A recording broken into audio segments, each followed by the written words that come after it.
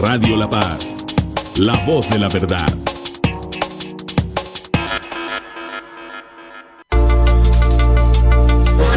XHCSAP FM más Radio La Paz, transmitiendo por la frecuencia 101.5 FM con 25.000 watts de potencia.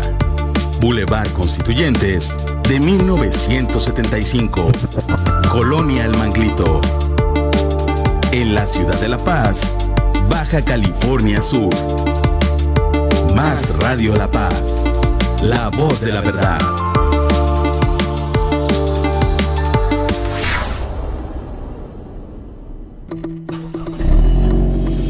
¿Quieres mantener en óptimas condiciones a tu vehículo? Te traemos algunos consejos esenciales para el cuidado de tu vehículo y asegurar que te acompañe en cada aventura. Primero, revisa el aceite regularmente. Un aceite limpio y en buen estado es clave para el rendimiento del motor. Cambiarlo cada 5.000 a 7.500 kilómetros es una buena práctica. Segundo, cuida tus neumáticos. Verifica la presión al menos una vez al mes y no olvides revisar el desgaste de la banda de rodadura. Unos buenos neumáticos son tu mejor aliado para la seguridad. Tercero, frenos en buen estado. Escucha cualquier ruido extraño cuando frenes. Si sientes que pierdes potencia, es hora de llevarlos al mecánico. Además, no olvides limpiar y proteger la carrocería. Un lavado frecuente no solo es estético, también ayuda a prevenir la corrosión. Por último, realiza un chequeo general al menos una vez al año. Así evitas sorpresas en la carretera. Cada detalle cuenta.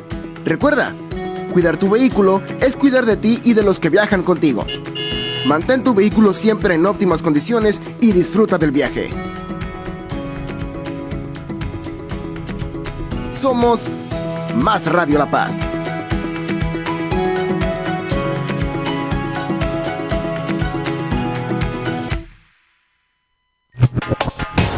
Más Radio La Paz, la voz de la verdad.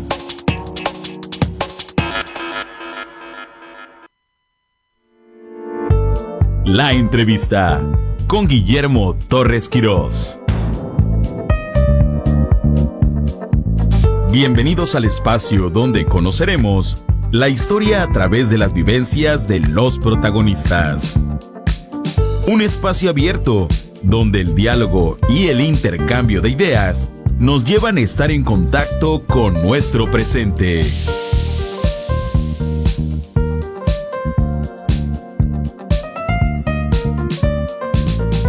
Guillermo Torres Quirós nos invita durante los siguientes 60 minutos a conocer a los personajes clave en la construcción del futuro del país. La entrevista en Más Radio La Paz.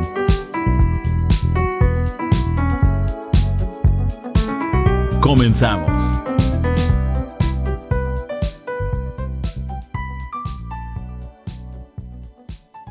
Un capítulo más de aquí de la entrevista con Guillermo Torres Quirós.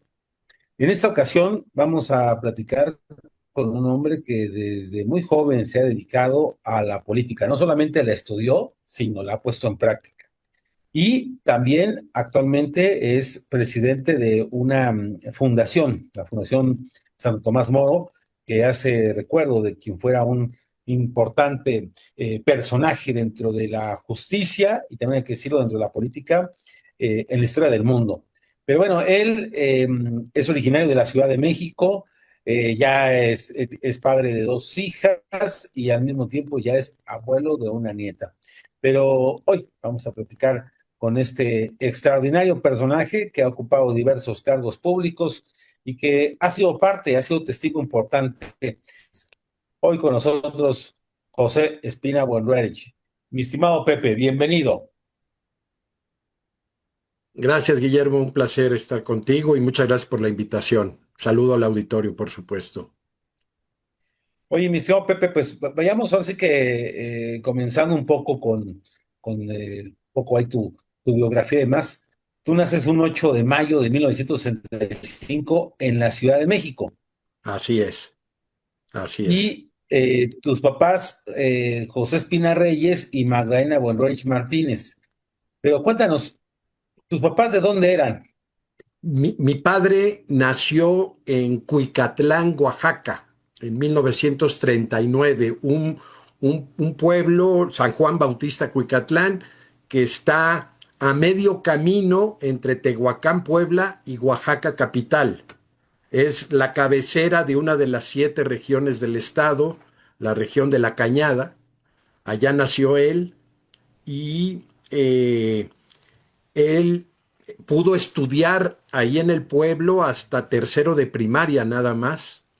Y entonces mis abuelos lo mandaron a la ciudad de Puebla con su tía Maruca, hermana de mi abuelo, quien lo recibió y ahí en Puebla él estudió lo que le faltaba de la primaria y toda la secundaria con los hermanos lasallistas en el Colegio Benavente de Puebla, después la preparatoria en el Instituto Oriente de los Jesuitas, y cuando toma la decisión de dónde estudiar la universidad, él estudió ingeniería civil, decide no quedarse en la Universidad Autónoma de Puebla, sino venirse a la Ciudad de México a estudiar en la UNAM. Hay que tener presente que para ese momento, 1957, Ciudad Universitaria tenía 3 años de haber iniciado labores. Entonces, pues era un polo muy atractivo para los jóvenes que querían estudiar estudios universitarios, de venir a la capital, de venir a la máxima casa de estudios y a la ciudad universitaria recién estrenada. Y ese fue el caso de mi padre. Él llegó a instalarse en una casa donde rentó un cuarto, literalmente, ahí en el centro de Coyoacán, en la calle de Ave María, en el centro de Coyoacán. ¿Mm? Y, y para él era muy cerca trasladarse a Ciudad Universitaria desde ahí. Mi madre, por su parte, ella nace aquí en Ciudad de México en el 44, 1944, y residía justamente ahí en el centro de Coyoacán. Así es que finalmente ahí se conocieron, en Coyoacán se conocieron ellos, se hicieron novios, decidieron casarse, y yo soy el primogénito somos 4 hermanos, yo soy el mayor, mi hermana Teresita, luego mi hermano Juan Carlos y mi hermano Salvador. Entonces nosotros nacimos y crecimos aquí en Ciudad de México. Aquí estudiamos nosotros, ¿Dónde? ahora sí que por decisión de papá, también con los hermanos lasallistas en el colegio entonces llamado Simón Bolívar de Galicia, hoy La Salle, Galicia. Ahí estudiamos la primaria y después la secundaria la estudié también en el Simón Bolívar de Río Miscuac con los lasallistas. Y en 1979 mi padre recibe una propuesta de trabajo de su hermano Jorge, que vivía en Puebla, empresario él de la construcción en aquel momento, y le dice, estoy expandiendo la empresa y necesito tener a un director de construcción. Y qué mejor que seas tú, ingeniero civil, y con toda la confianza. Y ahí es donde se toma la decisión familiar en el sentido de irnos a vivir a Puebla. Y entonces yo llego a estudiar allá, también justo en el Colegio Benavente. En ese momento estaba de director general el hermano Manuel Arroyave. También fue mi director general.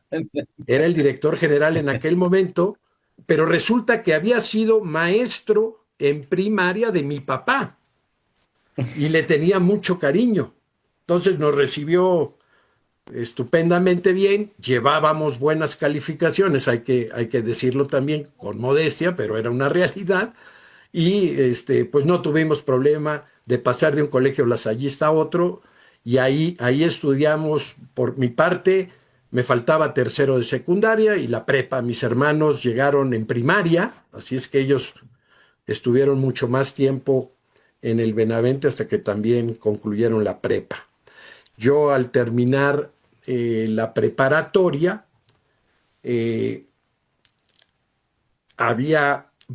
bueno, debo comentar, yo el último año de la prepa lo estudié ahí con mis compañeros, pero no vivía con mis padres, No. porque yo había pues tenido, digamos, la inquietud de la vida religiosa y en concreto con los hermanos lasallistas. Y entonces viví ese último año de la prepa en lo que se conoce en el proceso de formación de los hermanos lasallistas, el año de postulantado. Y entonces yo viví ese último año de la prepa en la casa de los hermanos, ahí junto a la escuela, y iba a clases con mis compañeros pues de toda la prepa, ¿no? Y solo los fines de semana iba a la casa familiar. Pero justo ese año, pues a mí me sirvió muchísimo, y le doy gracias a Dios por la oportunidad, porque sí me permitió confirmar el gran valor de la labor educativa y en especial de la labor de los hermanos lasallistas, pero también y sobre todo a mí me permitió confirmar que la vida religiosa no era mi vocación. Pero esa decisión de decir, pues ya hasta aquí llego, no continúo, la tomé justo en las semanas finales del curso escolar, ¿no? Cuando estaban los exámenes y todo esto, y viene la graduación de la prepa, me tocó dar el discurso final de la generación ahí en la ceremonia, pero termina la ceremonia y todo, digo, ¿y ahora qué voy a hacer? Si no estaba yo pensando en escoger una carrera a estudiar en la universidad, porque supuestamente yo seguiría en el proceso de formación en el noviciado con los hermanos. Entonces entré en un proceso, pues, especial para empezar a analizar qué iba a estudiar. Para mí siempre las humanidades había sido mi inclinación. Claramente no serían ni medicina, ni ciencias de la salud, ni las ingenierías, ¿no? Era humanidades. A mí la historia, por ejemplo, la historia siempre me fascinó. Y entonces era empezar a escudriñar qué carrera poder estudiar. Y empecé pues a consultar en la Universidad de las Américas y en la UPAEP, que fue donde finalmente estudié, que eran las dos principales universidades particulares que había en la ciudad de Puebla en aquella época. Hoy Puebla es un centro universitario regional con muchas y muy buenas universidades. Y la UAP, por su parte, todavía estaba en un proceso de mucha convulsión y de mucho desorden, que no se volvía atractiva como una institución para estudiar. Finalmente yo hice el análisis de qué y escogí la carrera de ciencias políticas. Y, Oye, Pepe, perdón que te ajá, interrumpa, y no, me no, voy a regresar un poco así que un poquito para atrás. sí, sí, por favor, con toda confianza. ¿De dónde viene el buen Rerich? Mi, mi abuelo, mi abuelo paterno, José Espina Sánchez, él nació en Asturias, España. Y siendo niño, mi bisabuelo Virgilio tomó la decisión de venirse a vivir a América y en concreto a México, y con sus tres hijos mayores y mi bisabuela Natividad se vinieron a México. Ya después nacieron aquí otros 6 hijos, fueron en total 9. Por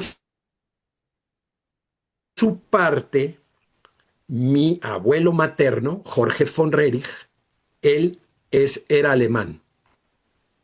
Y también siendo niño, en este caso cuando después de la Primera Guerra Mundial, hacia 1920, 21 más o menos, en la guerra había muerto mi bisabuelo, y viuda, mi bisabuela toma la decisión de salir de Alemania y venirse igual a América con sus 5 hijos.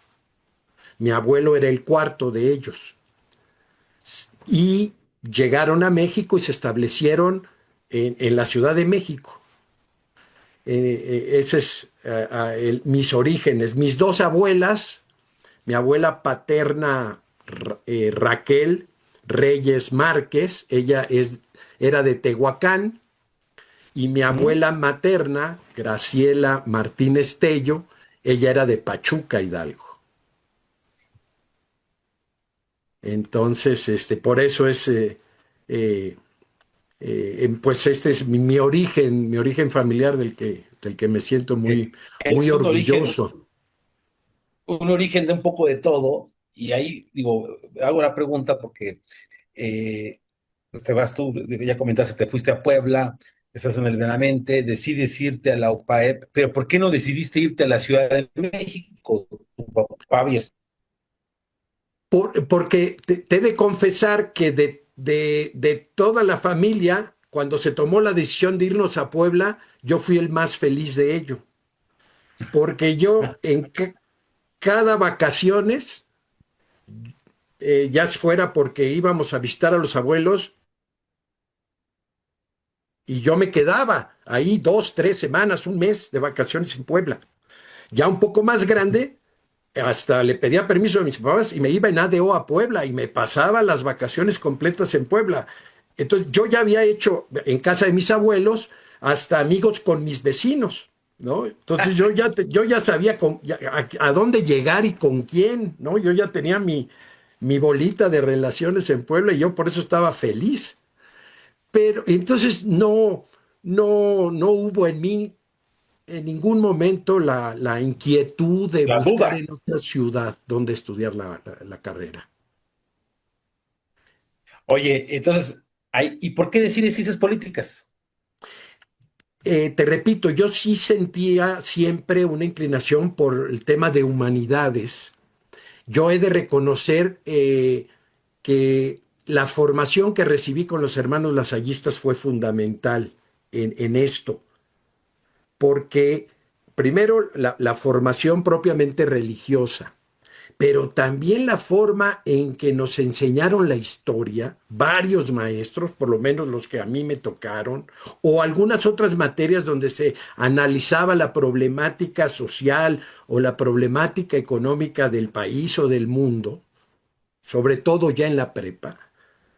Eso fue despertando en mí una inquietud por los asuntos de la sociedad en general. Y si eso le sumaba que en las reuniones allá con mi abuelo, en las reuniones familiares, se sentaban un rato antes de la comida general de la familia, que era además, era un clan familiar ahí con todos los tíos, los primos, estaba el abuelo, los tíos, y yo era el segundo primo mayor. Y entonces me dejaban que me sentara con ellos a escuchar sus conversaciones. Y esas conversaciones hablaban de la situación económica, que si de la devaluación con Echeverría en 1976 o la problemática política, económica, pues todo eso sin duda que lo fui asimilando, sin duda que lo fui asimilando hasta que se fue poco a poco configurando en qué quiero estudiar, qué me atrae, y fue ciencias políticas. En paralelo, digamos, a lo largo de mis estudios, sobre todo en primaria, por ejemplo, me chocaba el concurso de poesía. Lo sentía tan prefabricado eso de mamá, soy Paquito. Aquí. En cambio, me anotaba yo para la ceremonia cívica a decir unas palabras sobre el héroe patrio que tocara por la fecha. O fui de la escolta cuando ya estaba en sexto de primaria, ¿no? Y ya en la prepa llegó y hay concurso de oratorias. Y entonces me anoté. Te digo, ya traía yo ese gusanito que se iba expresando de diferentes maneras. Y en primero de prepa, mi discurso, estamos hablando de 1980, 81, mi primer discurso fue sobre Lech Walesa, ¿no? el líder polaco del sindicato Solidaridad. Ese fue mi primer discurso. Y con ese discurso gané el concurso de oratoria a toda la prepa, incluidos los de segundo y los de tercero de prepa. Y en segundo de prepa volví a participar, volví a ganar, y en tercero de prepa volví a participar y volví a ganar. Y armamos la planilla para competir por la sociedad de alumnos de la preparatoria y ganamos las elecciones para formar la sociedad de alumnos. Entonces, pues ahí estaba en germen, Estaba desarrollándose. la cosquillita de la participación política. Sí, sin duda, sí, de ejercer un liderazgo, ¿no? Y todo eso se fue desarrollando, pues repito, paulatinamente, y creo que en prepa se expresa así, a pesar de que se dio en paralelo este surgimiento de la inquietud por la vocación religiosa, casi en paralelo. Pero bueno, finalmente yo clarifiqué perfectamente bien, gracias a Dios, digo yo, porque hubiera sido muy mal hermano, porque no era mi vocación, ¿no? Oye, también fuiste presidente de la Sociedad de Alumnos, pero de la universidad. Si repetiste la Ya, misma dosis. exactamente, pues ya encarrerado el ratón, vale gorro el gato. Entonces, pues ya en ciencias políticas igual, para participar en la sociedad de alumnos de la Escuela de Ciencias Políticas primero y ya luego en la sociedad de alumnos de la UPAEP en general, y nos tocó vivir el terremoto del 85 allá en Puebla, que también se sintió tan fuerte como Ciudad de México, aunque sin los efectos lamentables que se vivieron aquí en la Ciudad de México. Y tras el sismo, surgieron muchos movimientos de participación ciudadana y de organización cívica de la sociedad civil, que había hecho un gran papel de rescate, de auxilio hacia los damnificados y las víctimas, y se generó un movimiento entre los rectores universitarios y otras organizaciones civiles, incluso empresariales, y se organizaron lo que se conocieron como los Encuentros Nacionales Juveniles, de noviembre de 1985, luego de septiembre de 1986 y septiembre del 87. Y en esos Encuentros Nacionales Juveniles me tocó participar en el comité organizador de ellos en representación de la Sociedad de Alumnos de la UPAEP. Oye, en esa misma época, pues se da, se convoca la primera asamblea de acción juvenil, ya como secretaria en el PAN, pero ya vamos al PAN, 1988. Obviamente tú participaste activamente en la campaña del Maquío, estuviste incluso en el equipo de logística, si no mal sé. Así es.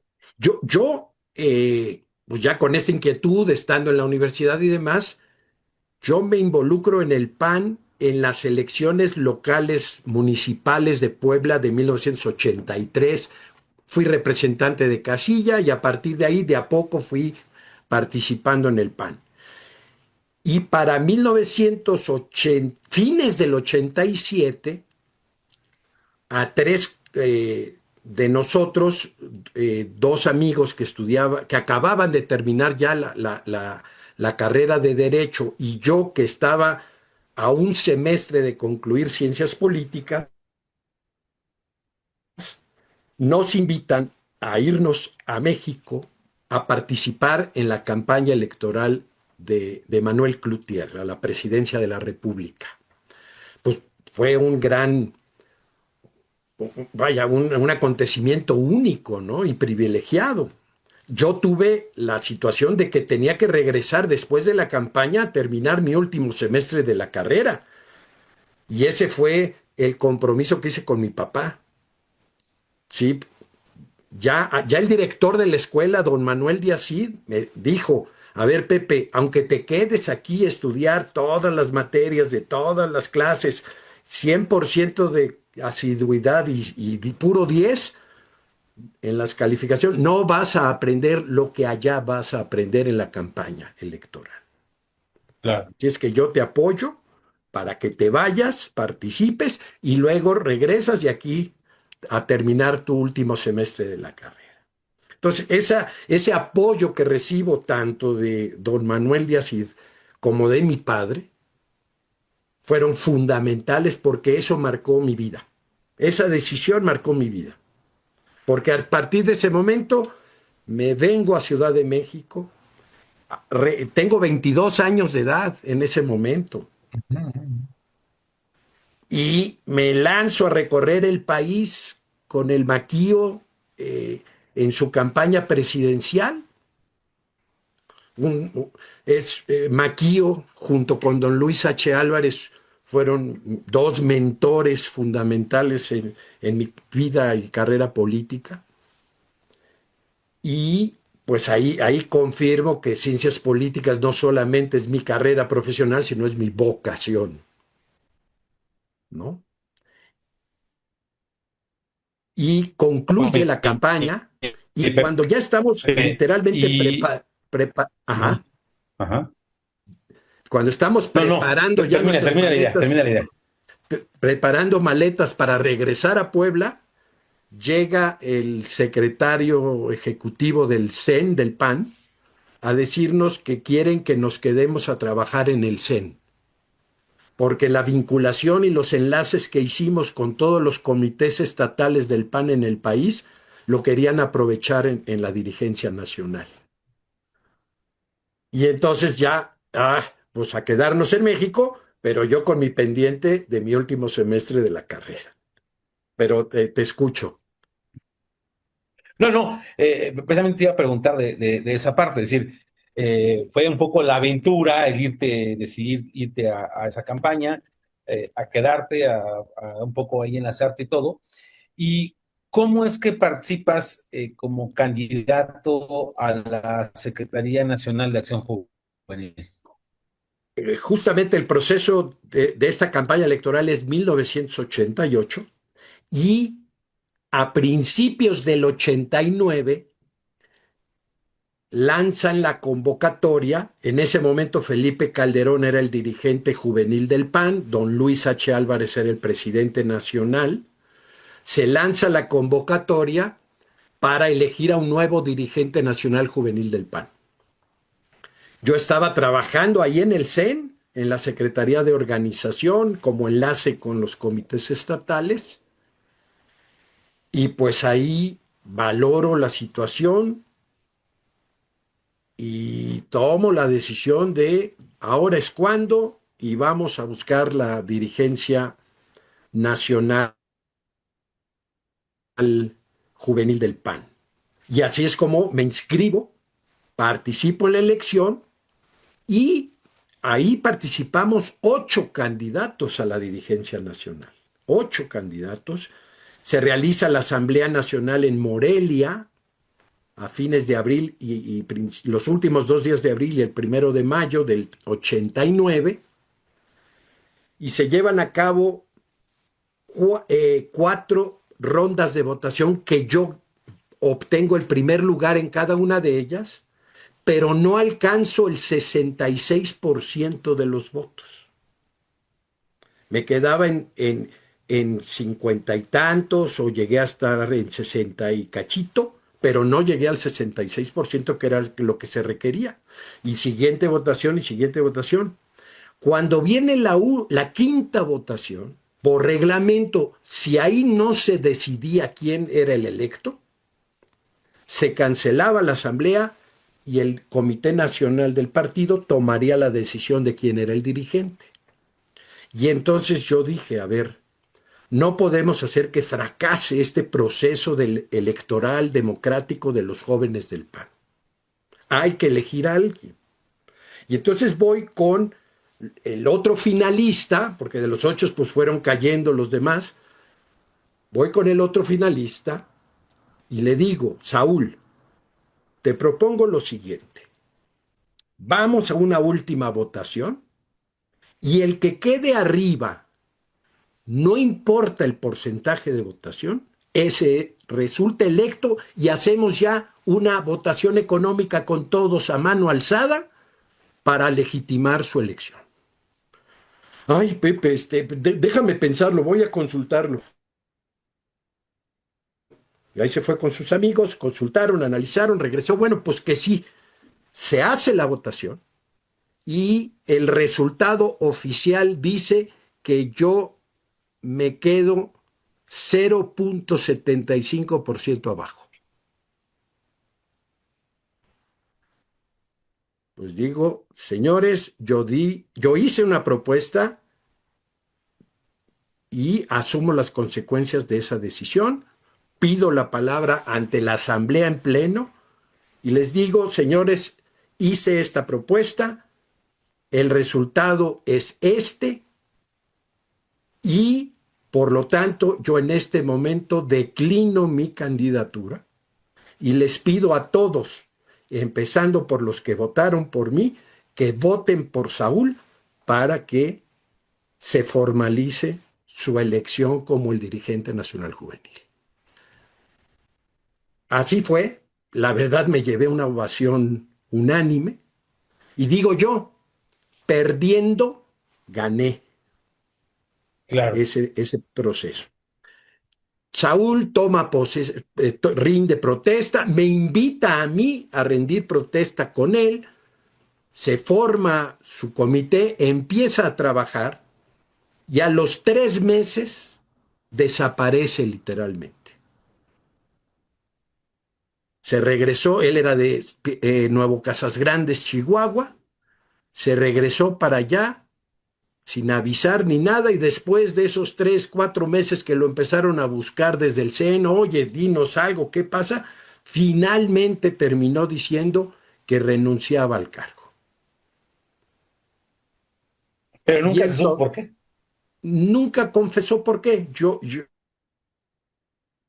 La interpretación que tengo yo y por lo que llegué a platicar en algún momento con él, nunca dimensionó el impacto que tendría para su vida el dejar Nuevo Casas Grandes y venirse a vivir a la Ciudad de México y hacerse cargo de un asunto que era importante, la dirigencia juvenil del partido político democrático más importante de México. Nunca lo dimensionó. Y bueno, pues le hizo crisis. Y ni hablar, no juzgo yo, simplemente describo. Y bueno, pues el Comité Nacional entonces se reúne y valora qué hacemos.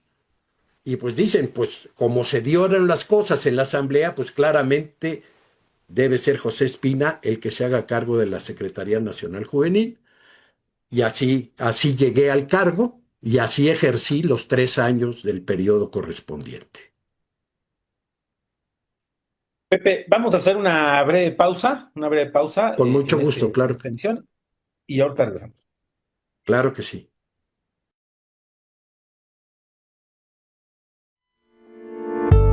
La entrevista con Guillermo Torres Quirós.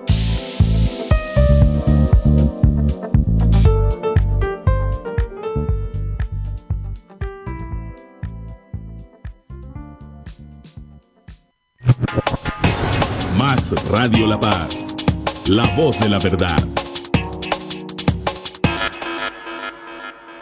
Con la nueva Credencial Universal de Salud, podrás recibir atención médica en clínicas y hospitales del IMSS, ISSSTE, IMSS Bienestar e instituciones públicas de salud. También podrás consultar tu expediente médico y ubicar tu centro de salud. El registro es gratuito y se realizará de forma gradual, según tu edad y apellido. Conoce los requisitos en www.go.mx/bienestar y regístrate en los módulos de bienestar. Con tu credencial, Servicio Universal de Salud en todo México. Gobierno de México.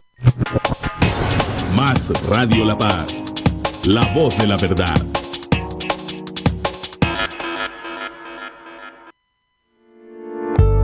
La entrevista con Guillermo Torres Quirós.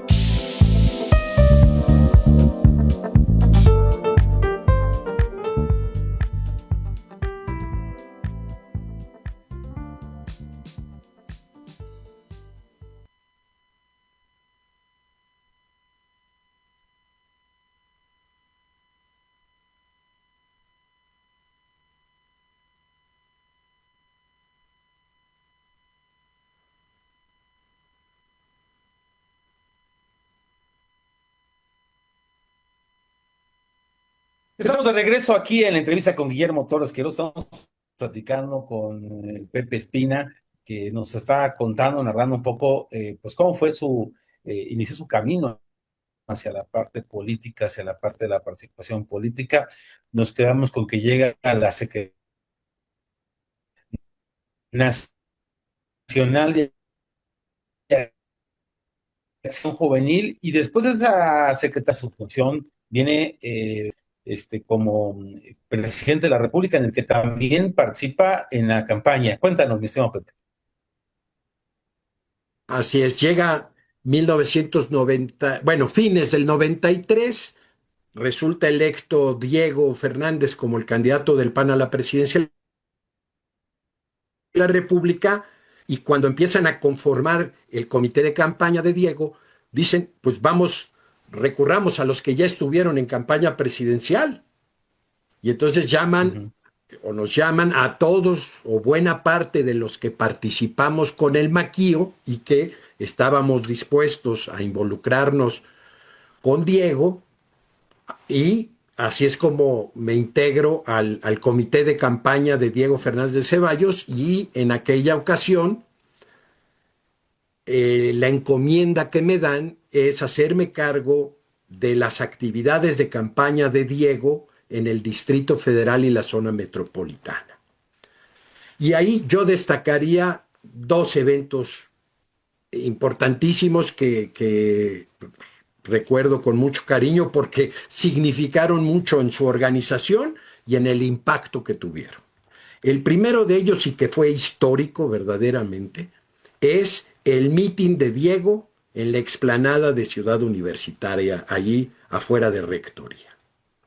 Era la primera vez que un candidato del PAN hacía un mitin en la casa de estudios más importante del país, pero que además para los panistas tenía un significado mayor, porque nuestro fundador, Manuel Gómez Morín, había sido rector de la UNAM y el rector que le dio la autonomía a la UNAM. Entonces tenía un doble significado para los panistas hacer ese mitin, además de la importancia de establecer ese encuentro con los manistas. Fue un evento muy caliente, muy convulsionado. Diego dio un extraordinario discurso porque él además era exalumno de la UNAM. Él participó en el movimiento del 68 como alumno de la UNAM y también para él tenía un gran significado. Y fue un éxito, la verdad fue un éxito a pesar de una intentona que hubo de un grupo de radicales de izquierda que aventaron huevos ahí al presidium y todo el asunto. Al contrario, terminaron dándonos más visibilidad y éxito al evento que tuvimos. Y el segundo, pues fue el cierre de campaña de Diego en el Zócalo capitalino, donde también fue un eventazo, ¿no? Eso destacaría yo, pues, de la campaña de Diego, del que también reconozco que tuve una muy cercana relación con él y también fue un referente para mí en mi formación política.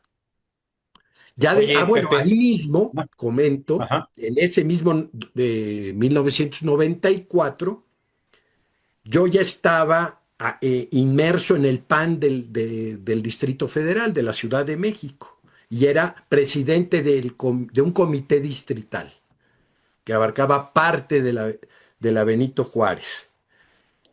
Yo era el presidente y me postularon la militancia de este comité distrital como precandidato a diputado pluri a la Asamblea de Representantes del DF. Pero ya en la lista final, donde se integran todas las propuestas de la ciudad, yo quedé en la 13ª posición. Y por el histórico de los procesos anteriores dije, no voy a llegar, la verdad, y no me hice ilusión alguna de que llegaría como representante a la Asamblea del DF. Me meto de lleno a la campaña de Diego, termina, el PAN en la ciudad obtiene una votación histórica importantísima para ese momento, aun cuando solamente ganó 2 distritos locales y 2 distritos federales. Nada más, pero el total de votos fue altísimo y ese total de votos hizo que la lista de pluris se ampliara y finalmente entramos 14 diputados pluris por el PAN. Y entonces ahí es donde me estreno en un cargo de elección popular como representante de la Asamblea del Distrito Federal del 94 al 97. Un grupo parlamentario que encabezaba Gonzalo Altamirano, pero del que formaban parte José Luis Luege, Salvador Abascal, Fauci Handan, Paco Paoli, por mencionar algunos, Margarita Zavala y tu servidor y Sandra Segura éramos de los jóvenes de ese grupo parlamentario. Bueno, pues ahí fue mi primer cargo público del 94 al 97. Y para 1997 yo tomo la decisión claramente de ir a buscar la Diputación Federal. Y también aquí en Benito Juárez, entonces delegación Benito Juárez, me proponen tanto para ser candidato pluri como para primer lugar. Y entonces se arma la convención, se forma la lista de pluris del PAN-DF para la circunscripción en donde está el DF, y yo obtengo el primer lugar de la lista. Entonces yo tenía asegurada mi diputación La federal diputación. plurinominal. Uh-huh. Pero ahí tomé una decisión y yo dije, a ver, soy licenciado en ciencias políticas, considero que mi vocación es ser político, quiero probarme como político. Y la forma en que debo probarme como político, pensé entonces, es salir a competir y ganar una elección. Y entonces renuncié a esa pluri y solo competí de mayoría por el distrito 15 federal que abarcaba toda la delegación Benito Juárez. Pues resulta que esa elección de 1997, en donde Cuauhtémoc Cárdenas gana la jefatura de gobierno, arrasa el PRD aquí en la Ciudad de México. Pero solamente perdieron y el PAN ganó mi distrito 15 federal, y así es como llego a la Cámara de Diputados en 1997. Y debo decirlo, ganando solamente por 656 votos de diferencia con el candidato del PRD. El caso se fue hasta el Tribunal Federal porque ellos querían arrebatarme el triunfo para hacer zapatos, llevarse todo, pero no lo pudieron, no lo pudieron. Y pues a partir del 97 el PAN construyó este bastión político que se llama la delegación, hoy alcaldía de Benito Juárez. Oye, Pepe, perdón que te Y allá en la interrumpa. Cámara de Diputados, pues a participar, ¿sí? Dime. Sí, es lo que te iba a decir. Participas en la Cámara de Diputados en esa legislatura, pero después vas a ser candidato, la primera vez que se elige jefes delegacionales en el año Así 2000. es, exactamente. ¿Por Justo qué decides competir para la alcaldía? porque la verdad veía que yo tenía un liderazgo claro dentro del PAN, dentro del panismo en la Benito Juárez, que me hacía un natural candidato a la jefatura de delegacional y para mí era un atractivo, porque además, tanto en la Asamblea del DF como luego como diputado federal, participé en las reformas electorales que se hicieron buscando que ya los jefes delegacionales fueran electos. Entonces, para mí también era una forma de coronar el trabajo realizado en los años anteriores. Y así es como me lanzo en el año 2000 a buscar la jefatura delegacional de Benito Juárez y ante el candidato del PRD, que además era el delegado en ese momento, era el delegado nombrado por Cuauhtémoc Cárdenas. Pero como cambiaba la figura jurídica, eso le dio el derecho de poder participar, Ricardo Pasco. Y sin embargo, a pesar de ese hándicap a su favor, pues logramos el triunfo en el año 2000 y así entramos a la jefatura delegacional en Benito Juárez en el año 2000, cuando se da la gran alternancia política en México con el triunfo de Vicente Fox en la presidencia de la República y en el caso del DF, la elección de Andrés Manuel López Obrador como jefe de gobierno. Entonces me tocó convivir con los dos en el Ejecutivo. De hecho, tengo una anécdota que para mí fue muy significativa y reveladora de la personalidad de Andrés Manuel. Nosotros tomamos posesión en octubre del 2000 y él hasta el 5 de diciembre de ese mismo año. Como 10 días después, una semana después de su toma de posesión, nos convoca a todos los jefes delegacionales a una reunión allá en el Zócalo, en el Palacio del Ayuntamiento. Era la primera reunión y ahí vamos todos, oye, por fin nos llama el jefe de gobierno. Y estamos ahí todos, éramos 6 jefes delegacionales del PAN y 10 del PRD. Y dicen, señores, los he llamado porque quiero hacerles una propuesta muy importante. Tenemos que garantizar que la Cámara de Diputados nos otorgue los recursos necesarios para el Distrito Federal. Y por lo tanto, quiero convocarlos para que todos juntos llevemos a cabo aquí en el Zócalo una manifestación para exigirle a los diputados federales que nos den el presupuesto que la capital de la República merece. Provocó un silencio sepulcral en todos. Obviamente los perredistas calladitos, te ves más bonito, y ni chistaron, ni Dolores Padierna, ni Gilberto López. Gilberto López y Rivas de Tlalpan fue el único que hizo un comentario al respecto. Lo debo reconocer. Y pues también nos veíamos entre los panistas y de repente tomo la palabra y le digo, a ver, licenciado, ciertamente es muy importante garantizar los recursos que necesita el DF.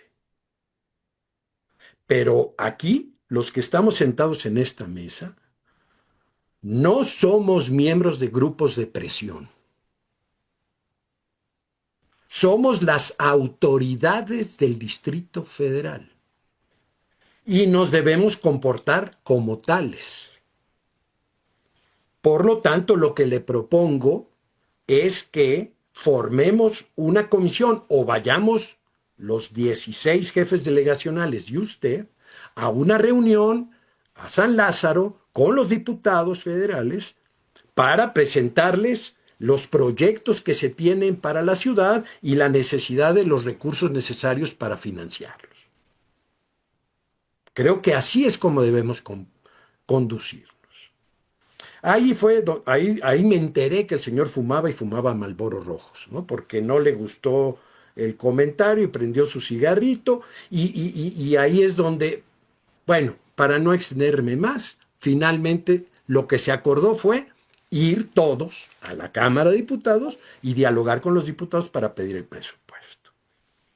Esa sería una anécdota que me quedó grabadísima y que me reveló pues la personalidad del señor.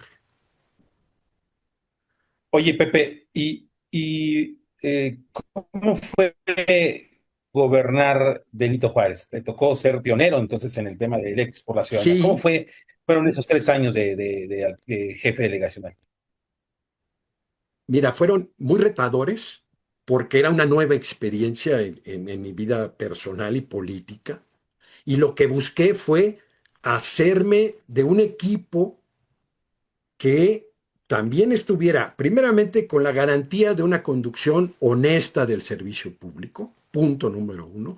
Punto número dos, con capacidad profesional para poder ejercer los diversos cargos que les asigné. Y tercero, querer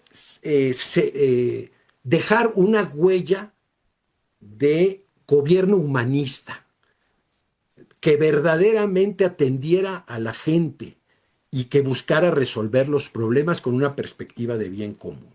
Esa fue la visión con la que desarrollamos el trabajo y creo que sí pudimos dejar una huella y resultados en una dimensión pequeña, porque eso es una delegación finalmente, y sin la posibilidad de reelección, como ahora hay ya, pero bueno, pues hicimos ese esfuerzo. Y aquí yo debo señalar algo que no lo hice, pero muy particularmente en el caso de la delegación, no tanto por la naturaleza de la actividad legislativa, pero sí en la delegación, la verdad es que el acompañamiento que tuve de mi esposa, Aurora, fue fundamental.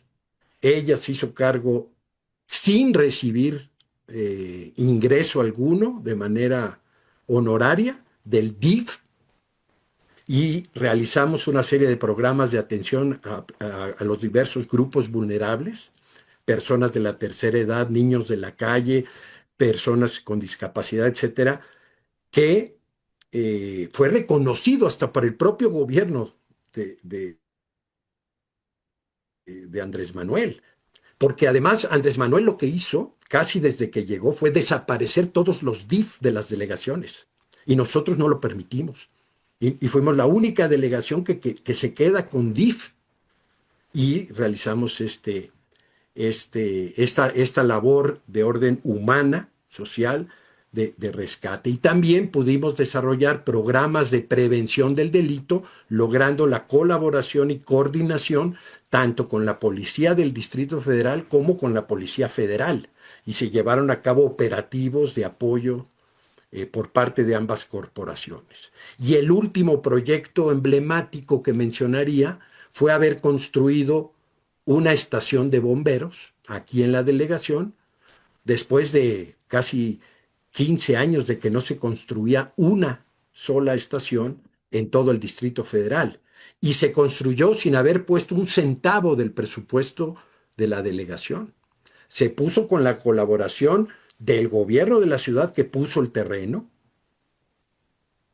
se puso con la colaboración de empresarios, con un fideicomiso de un banco nacional y con las aportaciones de empresarios asentados aquí en la delegación. Y luego nosotros desarrollando una campaña de promoción con vecinos y asociaciones de todo tipo que aportaron voluntariamente lo que quisieron, y así se logró ese gran proyecto de la estación de bomberos que se encuentra en el eje central, esquina con Miguel Laurent.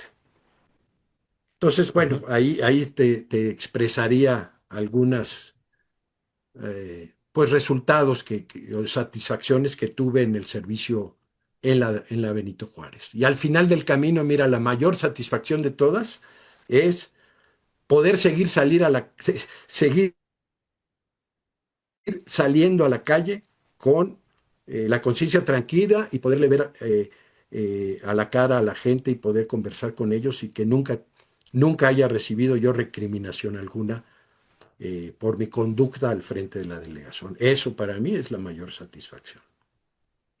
Oye, Pepe, mencionabas ahorita a Aurora Vergara, tu esposa. ¿Cómo la conociste, Aurora? Justamente en la universidad. Ella estudiaba ciencias de la comunicación y yo estudiaba ciencias políticas. Yo reprobé el segundo semestre de estadística y al recursarlo coincido con ella, que venía una generación abajo de mí, y ahí nos conocimos, ahí nos hicimos amigos y ya luego novios, y finalmente, a Dios gracias, nos casamos. Y ella siempre me dijo, yo te voy a acompañar a donde tú vayas. Todavía estábamos en Puebla y cuando es el venirme a México ya después de la campaña de Cloutier y demás, y ya nos casamos, pues ella se viene a México y aquí me fue acompañando en todas las campañas y en todos los capítulos que les he compartido. Siempre estaba ahí a mi lado apoyándome, pero la verdad es que su participación en el gobierno de la delegación Benito Juárez fue un sello distintivo y muy particular que sin duda ella aportó con su equipo de trabajo, por supuesto, para darle ese sello humanista a nuestro gobierno. Oye, y ya que 36, 37 años de casados, ¿cuántos? Sí, ya son 36, vamos para 37, en efecto. En efecto, y ya ahora felizmente, bueno, con nuestras hijas Aurora y María José ya casada con Polo y ya con nuestra lindísima Loreta, con nuestra primera nieta. Muy bien. Oye, regreso al tema de tu función. Eres alcalde, bueno, jefe delegacional, y recibes la invitación para ser nuevamente diputado local Así eh, es, de la Ciudad de México, pero ahora en el papel de coordinador del grupo parlamentario. Y en aparte, te efecto, toca los videoescándalos, te toca el caso de Bejarano, te toca todo eso. exacto. Cuéntanos un poco. Así es. René Bejarano era el coordinador de los diputados del PRD y yo era el coordinador de los diputados del PAN. Y ahí pues estábamos siempre en una situación a veces de diálogo, de negociación y también de debate propio del Parlamento, cuando, oh surprise, dicen por ahí, pues se devela toda una historia negra que estaba oculta y se viene para ellos en el PRD, una hecatombe interna impresionante. Ahora sí que los descabezaron y las divisiones que ya existían entre ellos emergieron y se empezaron a dar, pero con todo. Y nosotros hay de espectadores echándoles porras, síganle, síganle, síganle. Pero también lo que provocó fue una parálisis legislativa en la Asamblea de más de un mes, de 2 meses, porque, repito, el grupo mayoritario, que eran ellos, no tenía claridad de qué hacer, ni cómo hacer, ni por dónde hacerlo. Y nosotros, nuestro deber fue, por un lado, denunciar lo que se había dado a conocer y exigir que hubiera las investigaciones correspondientes, y por otro, exigirle aquí al grupo mayoritario que dejara ya de entorpecer el trabajo legislativo y que volviera a la normalidad la labor parlamentaria y legislativa dentro de la Asamblea. Entonces ahí también fue otro acontecimiento destacado y que nos tocó vivir ahí en la Asamblea a todo el grupo parlamentario.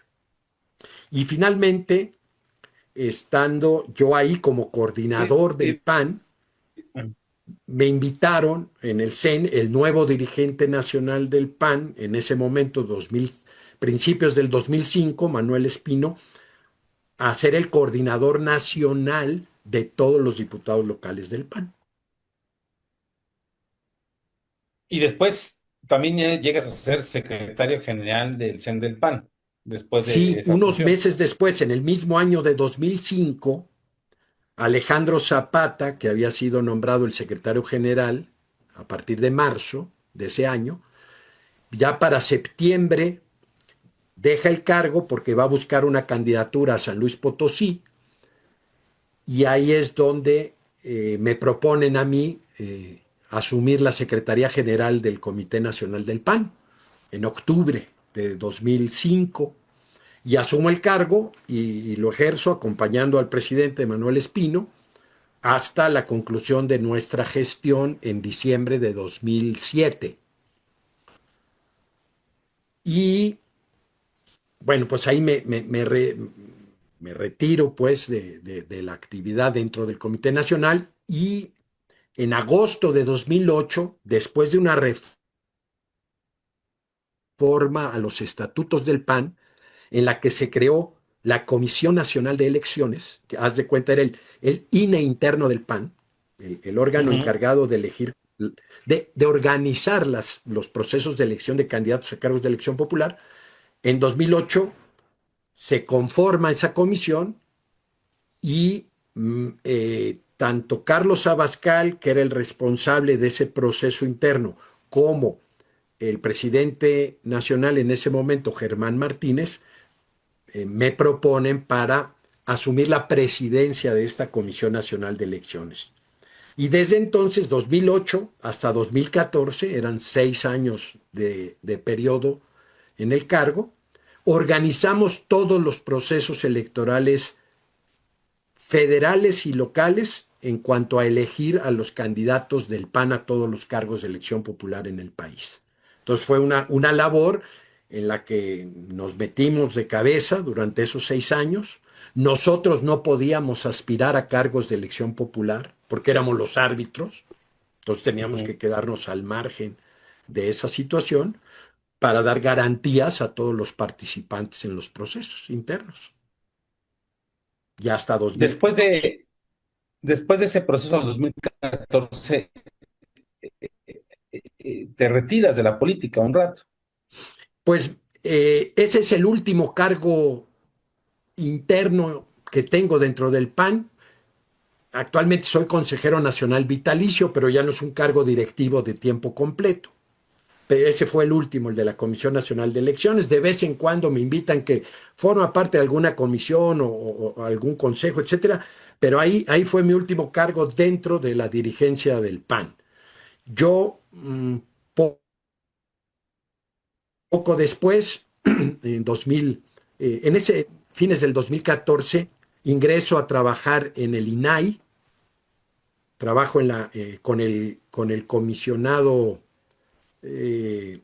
Acuña Llamas, Francisco Javier Acuña Llamas, y luego en una Dirección General de Atención a Partidos Políticos dentro del INAI. Ahí trabajé 2 años y a partir de ahí ya he estado trabajando, digamos, por mi cuenta. Recibí la invitación del diputado Juan Carlos Romero Hicks cuando lo nombran coordinador de los diputados federales del PAN. Me invita para ser ahí jefe de oficina de su staff en la coordinación y ya en paralelo yo empecé a trabajar de manera independiente en algún despacho. Hoy estoy trabajando en un despacho de consultoría. Entonces tengo mucha más flexibilidad para participar en varias actividades o mantenerme al margen o dedicarme al trabajo propiamente dicho. Y pues el año pasado me invitaron a integrarme a la Fundación Tomás Moro y asumir la presidencia de la fundación. Esta es una fundación que está dedicada a la difusión y la formación en los principios de la doctrina social cristiana y en el pensamiento de este gran santo, Tomás Moro, que además fue proclamado por San Juan Pablo II como el patrono de políticos y gobernantes. Entonces, pues es también mi santo patrono en lo personal desde su proclamación en el año 2000, y ahora estamos iniciando una nueva etapa dentro de la fundación y reimpulsando sus actividades de formación, de difusión de estos valores, de estos principios, y también poco a poco iremos buscando generar el que sea nuevamente un punto de encuentro de personas dedicadas a la política, al servicio público, a la academia, ciudadanos en general, para ir generando toda una corriente de opinión humanista en el ámbito de la política, del servicio público y de la acción cívica. Pues muy bien, mi señor Pepe, pues nos ha ganado el tiempo, ha sido bastante rica todo lo que nos has ido platicando, pero yo siempre hago una pregunta al final, siempre, siempre. Y bueno, pues sabemos nosotros que no tenemos la vida comprada, que no es eterna Así es. la vida. La entrevista con Guillermo Torres Quirós.